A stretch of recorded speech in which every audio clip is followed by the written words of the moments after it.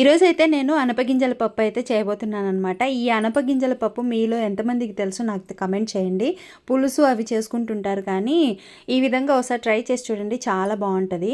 ఇవి అయితే చిక్కుడు గింజలు ఉన్నట్లే ఉంటాయి అన్నమాట, లోపల గింజలు అనేటివి. పప్పు చూడండి చూపిస్తున్నాను.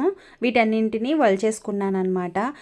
నేను పెళ్ళైన కొత్తలలో మా అత్త వాళ్ళ ఇంటికి వచ్చినప్పుడు వాళ్ళు చేసుకుంటుంటే చూసాను. నేను అంతవరకు పులుసు చేసుకోవడం, మా అమ్మ అయితే పులుసు చేస్తుందన్నమాట. కానీ పప్పు చేసుకోవడం ఇదే ఫస్ట్ టైం చూశాను. కానీ వాళ్ళైతే తిరగబాత పెట్టారు. నాకు తిరగబాత పెట్టకుండా తినడం ఇష్టం ఉండదు కాబట్టి నేనైతే తిరగబాత వేసుకుంటాను.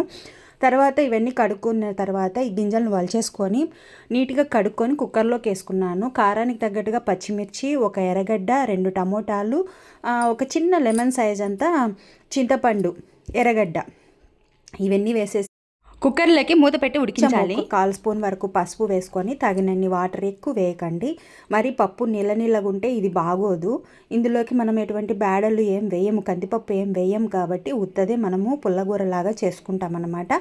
ఇది ఒక 5 విజిల్స్ వచ్చేంత వరకు మనం ఉడికించుకోవాలి. ఇప్పుడు ప్రెషర్ అంతా పోయిన తర్వాత దీనిని ఎనుపుకోవాలి, పప్పు గుత్తితోటి ఎనుపుకోవాలి. అంతకన్నా ముందు నేనైతే ఈ పప్పు ఉంటాయి కదా అనపగింజలు, ఆ గింజలన్నింటినీ పక్కకు తీసేసుకోవాలన్నమాట. గింజలు వీళ్ళు రామ్కోరు అంటే ఎనుపుకోరు, పప్పు గుత్తితోటి ఎనుపుకోరు.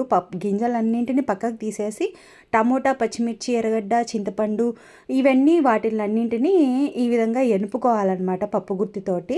ఎనుపుకున్న తర్వాత ఇందులోకి రుచికి సరిపడా ఉప్పు వేసుకుంటున్నాను. ముందు ఉప్పు వేయం కదా, ఎందుకంటే ఈ ముక్కలు ఉడకవు అనమాట. ముందుగానే ఉప్పు వేసుకుంటే గింజలు కూడా ఉడకవు. తర్వాత ఇవన్నీ బాగా ఎనుపుకున్న తర్వాత పక్కకు తీసి పెట్టుకున్న గింజలు కూడా ఇందులోకి వేసేసుకొని నీళ్లు ఇప్పుడు చూసుకొని తగినన్ని వాటర్ సరిపోతాయా సరిపోవా, మీరు ఎంతవరకు గుజ్జుగా కావాలన్నా కొంచెం నీళ్ళగా కావాలన్నా ఇవన్నీ వేసేసుకొని పక్కన పెట్టుకున్న తర్వాత స్టవ్ మీద ఒక బాండీ అయితే పెట్టేసుకొని ఒక 3 స్పూన్స్ వరకు ఆయిల్ వేసుకున్నాను.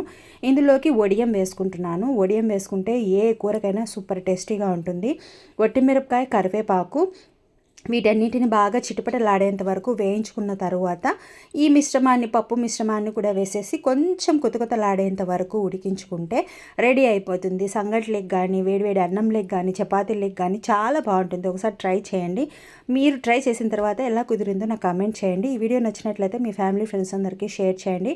అలాగే లైక్ చేసి సబ్స్క్రైబ్ చేసుకోవడం మాత్రం మర్చిపోవద్దండి. లెంగ్తీ వీడియోస్ కూడా చూడండి, తప్పకుండా సపోర్ట్ చేయండి. ఓకేనా?